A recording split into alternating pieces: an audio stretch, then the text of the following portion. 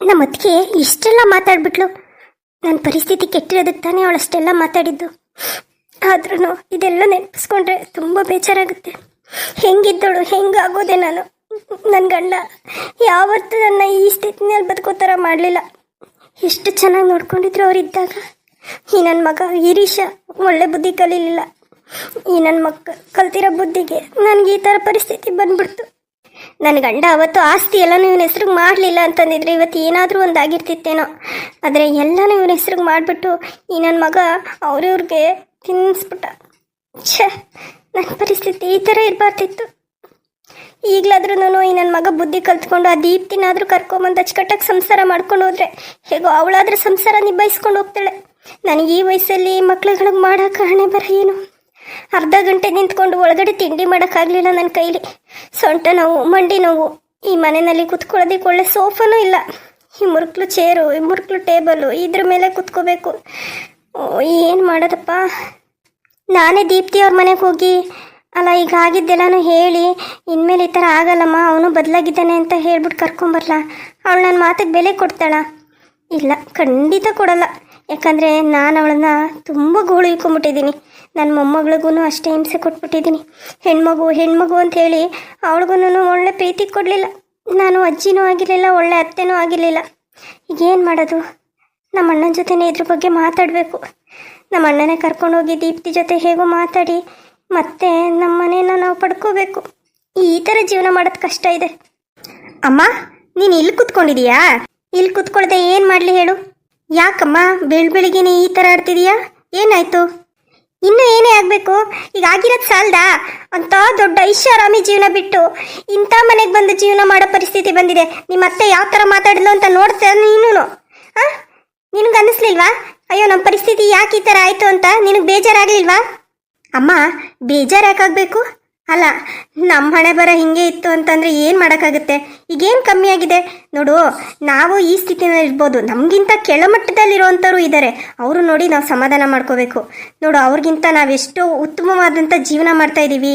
ನಮ್ಗೆ ಅವ್ರಿಗೆ ಬಂದಿರೋ ಥರ ಪರಿಸ್ಥಿತಿ ಬಂದಿಲ್ಲ ಅಂತ ನೀನು ಹೇಳ್ತೀಯಮ್ಮ. ನೀನು ಹೇಳ್ದೆ ಏನು ಮಾಡ್ತೀಯ ಹೇಳು? ಅಮ್ಮ, ನಾನು ನಿನ್ಗೊಂದು ಮಾತು ಹೇಳ.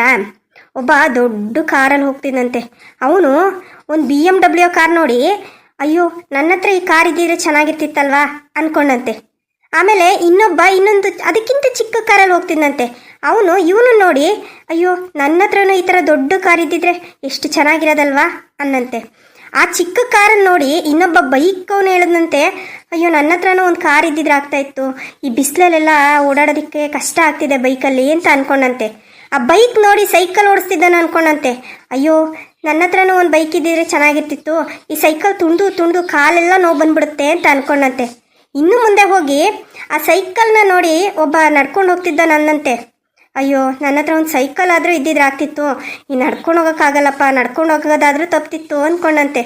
ಇನ್ನೂ ಸ್ವಲ್ಪ ಹೊತ್ತು ಬಿಟ್ಟು ಏನಾಯ್ತು ಗೊತ್ತಾ? ಒಬ್ಬ ಭಿಕ್ಷುಕ ಹೋಗ್ತಿದ್ದಂತೆ. ಅವನ ಕಾಲಿಗೆ ಚಪ್ಪಲಿನೂ ಇರಲಿಲ್ಲ, ನಡ್ಕೊಂಡು ಹೋಗ್ತಿದ್ನಲ್ಲ ಚಪ್ಪಲಿ ಹಾಕ್ಕೊಂಡು, ಅವನನ್ನು ನೋಡಿ ಅಂದ್ಕೊಂಡಂತೆ ಅಯ್ಯೋ ದೇವ್ರೇ, ಆ ಚಪ್ಪಲಿನಾದರೂ ಇದ್ದಿದ್ರೆ ಕಾಲಿಗೆ ಕಲ್ಲು ಮುಳ್ಳು ಚುಚ್ಚೋದಾದರೂ ತಪ್ತಾ ಇತ್ತಲ್ಲಪ್ಪ ಅಂದ್ಕೊಂಡಂತೆ. ಇನ್ನು ಆ ಭಿಕ್ಷಕನ ನೋಡಿ ಇನ್ನೊಬ್ಬ ಅಂದ್ಕೊಂಡಂತೆ, ಅವನಿಗೆ ಕಾಲೇ ಇರಲಿಲ್ವಂತೆ. ಅಯ್ಯೋ ದೇವ್ರೇ, ಅಲ್ಲ ನನಗೊಂದು ಕಾಲಾದರೂ ಕೊಟ್ಟಿದ್ದೀರೆ, ಕಾಲಲ್ಲಿ ನಡ್ಕೊಂಡಾದ್ರೂ ಹೋಗ್ತಿದ್ನಲ್ಲ, ಕಾಲು ಇಲ್ವಲ್ಲಪ್ಪ ದೇವ್ರೆ ಅಂತ ಅಂದ್ಕೊಂಡಂತೆ. ಹಾಗೆ ಒಬ್ರಿಗಿಂತ ಒಬ್ಬರು ಚೆನ್ನಾಗಿರ್ತಾರೆ, ಒಬ್ರಿಗಿಂತ ಒಬ್ಬರು ಕೆಳಮಟ್ಟದಲ್ಲೂ ಇರ್ತಾರೆ. ಅವ್ರನ್ನ ನೋಡಿ ಅಯ್ಯೋ ನಾನು ಹಂಗಿರ್ಬೇಕಿತ್ತು ಅನ್ಕೋಬಾರ್ದು. ಇವ್ರನ್ನ ನೋಡಿ ಸಮಾಧಾನ ಮಾಡಿಕೊಂಡು ಅಪ್ಪ ನನ್ನ ಪರಿಸ್ಥಿತಿ ಇಷ್ಟಾದರೂ ಇದೆಯಲ್ಲ, ಭಗವಂತ ಇಷ್ಟಾದರೂ ಕೊಟ್ಟಿದ್ದಾನಲ್ಲ, ಇದರಲ್ಲೇ ಸಂತೋಷವಾಗಿರೋಣ ಅಂತ ಅನ್ಕೋಬೇಕು.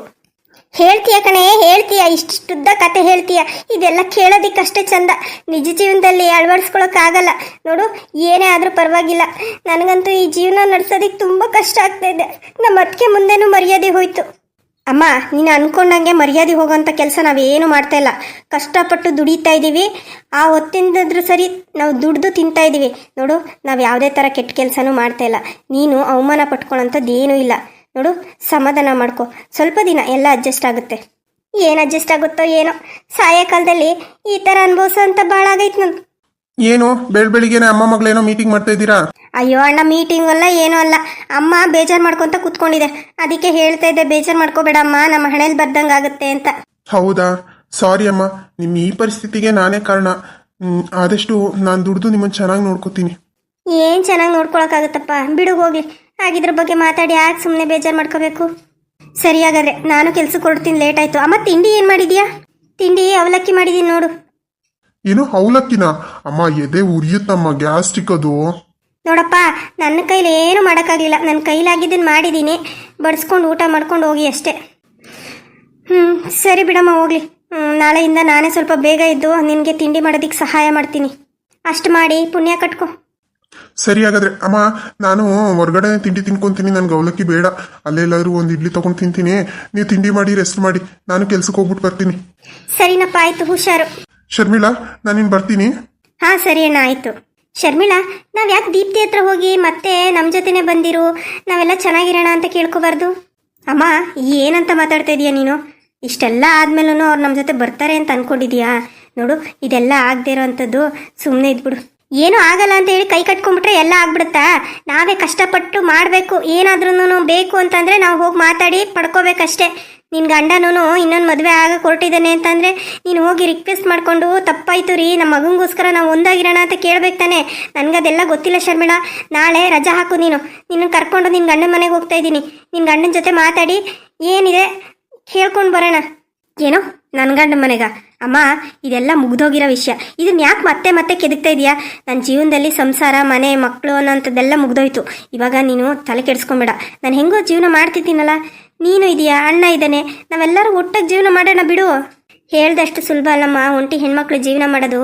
ಈ ಸಮಾಜ ಒಂಟಿ ಹೆಣ್ಮಕ್ಳು ಅಂತಂದರೆ ಕೆಟ್ಟ ದೃಷ್ಟಿನಲ್ಲಿ ನೋಡುತ್ತೆ. ಅವ್ರು ಎಷ್ಟೇ ಒಳ್ಳೆ ತಂದಲ್ಲಿದ್ರೂ ಅವಳು ಏನೋ ತಪ್ಪು ಕೆಲಸ ಮಾಡ್ತಿರ್ಬೋದು. ಅವಳು ಅಲ್ಲಿದ್ಲು, ಇವನನ್ನು ಮಾತಾಡಿಸಿದ್ಲು, ಅವ್ರ ಜೊತೆ ಓಡಾಡ್ತಿದ್ಲು. ಅದೇ ಮದುವೆ ಆಗಿರೋರು ಏನೇ ತಪ್ಪು ಮಾಡಿದ್ರು ಅವ್ರ ಮೇಲೆ ಒಂದು ಕಪ್ಪು ಚುಕ್ಕಿನೂ ಬರಲ್ಲ. ಆದರೆ ಮದುವೆ ಆಗಿ ಗಂಡನ ಬಿಟ್ಟಿರೋಳು ಅಂತಂದರೆ ಅವಳನ್ನ ಜನ ಬೇರೆ ಥರನೇ ನೋಡ್ತಾರಮ್ಮ. ಅದಕ್ಕೆ ಹೇಳ್ತಿರೋದು, ಅರ್ಥ ಮಾಡ್ಕೊ. ಅಮ್ಮ, ನಾನೇ ತಪ್ಪು ಮಾಡಿದ್ದು. ನಾನು ತಪ್ಪು ಮಾಡಿದ್ದೀನಿ ಅಂತಂದರೆ ಶಿಕ್ಷೆ ಅನುಭವಿಸ್ಲೇಬೇಕು ತಾನೆ. ಅಂತಾರ ಅನ್ಲಿ ಬಿಡು. ಅನ್ನೋರೆಲ್ಲ ಏನು ನನಗೆ ತಂದು ಕೊಡ್ತಾರ ಹೇಳು? ನಮ್ಮ ಜೀವನ ನಾವೇ ಮಾಡ್ಬೇಕು ತಾನೆ. ಅನ್ನೋರ ಮಾತಿಗೆಲ್ಲ ತಲೆ ಕೆಡ್ಸ್ಕೊಳಕ್ಕೆ ಹೋಗ್ಬಾರ್ದು. ನಮ್ಮ ಪಾಡಿಗೆ ನಮ್ಮ ಜೀವನ ನಾವು ಮಾಡ್ಕೊಂಡು ಹೋಗ್ಬೇಕಷ್ಟೇ. ಏನೋ ಅಮ್ಮ, ನಿನಗೆ ಹೇಳಿದ್ರು ನೀನು ಕೇಳಲ್ಲ, ಅವ್ನಿಗೆ ಹೇಳಿದ್ರೆ ಅವನು ಕೇಳಲ್ಲ. ನಾನೊಬ್ಳು ಇಲ್ಲಿ ಬಡ್ದಾಡ್ತಾ ಇದ್ದೀನಿ. ಸುಮ್ಮನೆ ಯಾಕಮ್ಮ ನೀನು ಬಡ್ದಾಡಕ್ಕೆ ಹೋಯ್ತೀಯಾ? ಹಾಂ, ಸುಮ್ಮನೆ ಇದ್ಬಿಡು. ನಾವೇನೋ ತಂದು ಕೊಡ್ತೀವಿ, ಮಾಡ್ಕೊಂಡಿರು. ಇಲ್ಲ ಮಾಡೋದಕ್ಕೂ ಕಷ್ಟ ಆಗ್ತಿದ್ಯಾ? ಸ್ವಲ್ಪ ದಿನ ನಾನೇ ಕಲ್ತ್ಕೋತೀನಿ ಎಲ್ಲನೂ. ನಾನೇ ಮಾಡಿಟ್ಬಿಟ್ಟು ಹೋಗ್ತೀನಿ. ನೋಡು, ಈಗ ಕೆಲಸದವ್ರನ್ನ ಇಟ್ಕೊಳ್ಳೋ ಅಷ್ಟು ಅನುಕೂಲ ನಮಗಿಲ್ಲ. ಈಗ ನಮ್ಮ ಐಷಾರಾಮಿ ಜೀವನ ಎಲ್ಲ ಮುಗ್ದೋದ್ ಕತೆ. ಅದ್ರ ಬಗ್ಗೆನೇ ಯೋಚನೆ ಮಾಡಿಕೊಂಡು ನಾನು ಹಾಗೇ ಇರಬೇಕಿತ್ತು ಅಂತಂದರೆ ಜೀವನ ಮಾಡೋದು ಕಷ್ಟ ಆಗುತ್ತೆ. ಕೊರಗಬೇಡಮ್ಮ, ಯಾವುದಕ್ಕೂ ಕೊರಗಬೇಡ. ಎಲ್ಲ ಸರಿ ಹೋಗುತ್ತೆ, ಎಲ್ಲ ಒಳ್ಳೇದಾಗುತ್ತೆ. ಏನು ಒಳ್ಳೇದಾಗುತ್ತೋ ಏನೋ, ಅದು ಯಾವ ಹಣೆ ಬರ ನಂದು ಅಂತ ಅಲ್ಲ. ಎಲ್ಲ ಇದ್ದು ಎಲ್ಲ ಕಳ್ಕೊಂಡು ಬೀದಿಗೆ ಬಂದ್ಬಿಟ್ನಲ್ಲ. ನಿಜವಾಗ್ಲೂ ನನ್ನನ್ನು ನಾನೇ ಏನಾದರೂ ಮಾಡ್ಕೊಂಬಿಡ್ಲಾ ಅನ್ನಿಸ್ಬಿಡ್ತು ಒಂದೊಂದು ಸರಿ. ಅಂಥ ಕೆಲಸ ಮಾಡಿಬಿಟ್ಟಿಯಾ ಸಾಯೋ ಕಾಲದಲ್ಲಿ? ಯಾಕಂತದೆಲ್ಲ ರಿಸ್ಕ್ ತಗೊಳಕ್ಕೆ ಹೋಯ್ತೀಯಾ? ಸುಮ್ಮನಿರು, ಅದೆಲ್ಲ ತಪ್ಪು. ಆ ಥರ ಎಲ್ಲ ಯೋಚನೆ ಮಾಡಬಾರ್ದು. ನೋಡು, ನಾನು ಕೆಲ್ಸಕ್ಕೆ ಹೋಗ್ಬಿಟ್ಟು ಬರ್ತೀನಿ, ಬಂದಮೇಲೆ ಮಾತಾಡೋಣ ಬಿಡು. ನನಗೆ ಅದೆಲ್ಲ ಗೊತ್ತಿಲ್ಲ ಶರ್ಮಿಳಾ. ನಾಳೆ ನೀನು ರಜೆ ಹಾಕ್ತಾ ಇದೆಯಾ ಅಷ್ಟೇ. ಅಮ್ಮ, ಹಂಗಾಗಲ್ಲಮ್ಮ. ಪದೇ ಪದೇ ರಜಾ ಹಾಕಂಗಿಲ್ಲ, ಅವ್ರು ಬೈತಾರ ಮೇಲೆ. ಮೊನ್ನೆನೂ ಹಾಲಕ್ಸ ಕಾರ್ಯಕ್ರಮ ಇದೆ ಅಂತ ರಜಾ ಹಾಕೊಂಡು ಮನೇಲೆ ಕೂತಿದ್ದೀನಿ. ಈಗ ಮತ್ತೆ ರಜೆ ಕೇಳಿದ್ರೆ ಕೊಡ್ತಾರ ಅವರು? ಹಂಗೆಲ್ಲ ಆಗಲ್ಲ. ಸುಮ್ಮನೆ ಇರು. ಅಲ್ಲೆಲ್ಲರ ಮುಂದೆನೂ ಬೈತಾರ ಮೇಲೆ. ಅಲ್ಲೇನು ನನಗೆ ಮರ್ಯಾದೆ ಕೊಡ್ತಾರೆ ಅಂತ ಅನ್ಕೊಂಡಿದೀಯಾ? ಸುಮ್ಮನೆ ಕೆಲಸ ಮಾಡ್ರಮ್ಮ ಅಂತ ಏನು ಬಾಯಿಗೆ ಬಂದಂಗೆ ಮಾತಾಡ್ತಾರೆ. ನಿನ್ಗೆ ಅದೆಲ್ಲ ಅರ್ಥ ಆಗಲ್ಲ ಬಿಡು. ಮಾತಾಡೋಣ ಇನ್ನೊಂದ್ಸರಿ. ಟೈಮ್ ಆಗ್ತಿದೆ, ನಾನು ತಿಂಡಿ ತಿನ್ಬಿಟ್ಟು ಹೊರಡ್ತೀನಿ. ಅಯ್ಯೋ, ಈ ಮಕ್ಳುಗಳು ಹೇಳಿದ ಮಾತು ಕೇಳಲ್ಲ. ಏನು ಮಾಡಲಿ? ಅಲ್ಲ, ನಾನೇ ಹೋಗಿ ಮಾತಾಡ್ಬಿಡ್ತೀನಿ. ಇವಳು ಶರ್ಮಿಳ ಗಂಡನ ಜೊತೆನೂ ಮಾತಾಡಬೇಕು, ಆ ದೀಪ್ತಿ ಜೊತೆನೂ ಮಾತಾಡಬೇಕು. ಇನ್ನೇನು ಮಾಡೋಕ್ಕಾಗುತ್ತೆ? ತಪ್ಪು ನಮ್ಮ ಕಡೆ ಇರುವಾಗ ನಾವೇ ತಲೆ ತಗ್ಸಿ ಹೋಗ್ಬೇಕು. ಇಲ್ಲ ಅಂತಂದರೆ ಸಾಯೋವರೆಗೂ ಇಂಥ ಜೀವನ ಮಾಡಬೇಕಾಗುತ್ತೆ. ಅಯ್ಯೋ ದೇವ್ರೆ, ತಿನ್ನೋಕ್ಕೂ ಗತಿ ಇಲ್ಲ. ಎಲ್ಲನೂ ಕೊಂಡು ತಿನ್ನಬೇಕು. ಆ ಕೊಂಡು ತಿನ್ನೋದು ಹೋಗ್ಲಿ, ಆದಾಯ ಏನು ಹೆಚ್ಚಾಗೈತಾ? ಆದಾಯನೂ ಅಷ್ಟಕ್ಕಷ್ಟೇನೆ. ಇಲ್ಲ, ನಾನೇ ನಮ್ಮ ಅಣ್ಣನ ಹತ್ರ ಮಾತಾಡಿ ಇದಕ್ಕೊಂದು ದಾರಿ ಹುಡುಕ್ತೀನಿ. ನಮ್ಮ ಅಣ್ಣ ಮನೆಗೆ ಹೋಗೋಣ ಅಂತಂದರೆ ನಮ್ಮ ಅತ್ತಿಗೆ ಒಂಥರ ಕೊಂಕಾಡ್ತಾಳೆ. ಏನು ಮಾಡಲಿ? ಇವತ್ತು ಹೋಗೇ ಬಿಡಲ? ಹೋಗಿ ನಮ್ಮ ಅಣ್ಣನ ಜೊತೆ ಮಾತಾಡಬೇಕು. ನಮ್ಮ ಅಣ್ಣನೇ ನನಗೆ ಸಹಾಯ ಮಾಡೋಕ್ಕಾಗೋದು, ಇನ್ಯಾರೂ ಸಹಾಯ ಮಾಡಲ್ಲ ನನಗೆ. ಅಮ್ಮ, ಇನ್ನೂ ಅದನ್ನೇ ಯೋಚನೆ ಮಾಡ್ತಾ ಕೂತಿದೀಯಾ? ಹೋಗು, ತಿಂಡಿ ತಿನ್ಬಿಟ್ಟು ರೆಸ್ಟ್ ಮಾಡು. ನೋಡು, ನಾನು ತಿಂಡಿ ತಿನ್ಬಿಟ್ಟು ಬಾಕ್ಸ್ ಹಾಕ್ಕೊಂಡಿದ್ದೀನಿ. ಸಾಯಂಕಾಲ ಆದರೆ ಬೇಗನೆ ಬರ್ತೀನಿ. ಎಲ್ಲೂ ಹೋಗಲ್ಲಮ್ಮ, ಸೀದಾ ಮನೆಗೆ ಬರ್ತೀನಿ. ನೀನೊಂದು ಕೆಲಸ ಮಾಡು, ತಿಂಡಿ ತಿನ್ಬಿಟ್ಟು ಮಲ್ಕೊಂಡಿರು. ಮಧ್ಯಾಹ್ನಕ್ಕೂ ಆಗುತ್ತಾ ನೋಡು. ಇಲ್ಲಾಂತಂದರೆ ರಾತ್ರಿ ಸಾಂಬಾರು ಇತ್ತಲ್ಲಮ್ಮ, ಅದಕ್ಕೆ ಸ್ವಲ್ಪ ಅನ್ನ ಮಾಡ್ಕೊಂಬಿಡು. ಸಂಜೆ ಬಂದು ಏನಾದರೂ ಮಾಡ್ಕೊಳ್ಳೋಣ. ಸರಿನಮ್ಮ, ಆಯಿತು. ಹುಷಾರು. ಸರಿನಮ್ಮ, ಆಯಿತು. ಈಗೇನು ಬಸ್ಸಿಗೆ ಕಾಯಬೇಕು ಅನ್ನೋದಿಲ್ಲ, ಏನಿಲ್ಲ. ಇಲ್ಲೇ ವಾಕೇಬಲ್ ಡಿಸ್ಟೆನ್ಸಲ್ಲೇ ಇದೆ. ಫ್ಯಾಕ್ಟ್ರಿಗೆ ಹೋಗ್ಬಿಟ್ಟು ಬರ್ತೀನಿ. ಸರಿ ಆಯಿತು. ಎಲ್ಲರೂ ಹೋದರು. ಈಗ ಮನೇಲಿ ಒಂಟಿ ಗೂಬೆ ಥರ ಕುತ್ಕೊಳ್ಳೋದೆ. ಈ ಟಿ ವಿ ಐತೆ, ಇದಕ್ಕೆ ಡಿಶ್ ಹಾಕ್ಸಿಲ್ಲ. ಟಿ ವಿನಾರು ನೋಡ್ಬೋದಿತ್ತು. ನನ್ನ ಮಗಂಗೆ ಹೇಳ್ಬಿಟ್ಟು ಈ ಟಿ ವಿ ಡಿಶ್ಶಾರು ಹಾಕ್ಸು ಅಂತ ಹೇಳಬೇಕು. ಟೈಮ್ ಪಾಸ್ಗಾದ್ರೂ ಆಗುತ್ತೆ. ಇಲ್ಲಾಂದರೆ ಇಲ್ಲಿ ಅಕ್ಕಪಕ್ಕದಲ್ಲಿ ಯಾರಿದ್ದಾರೆ?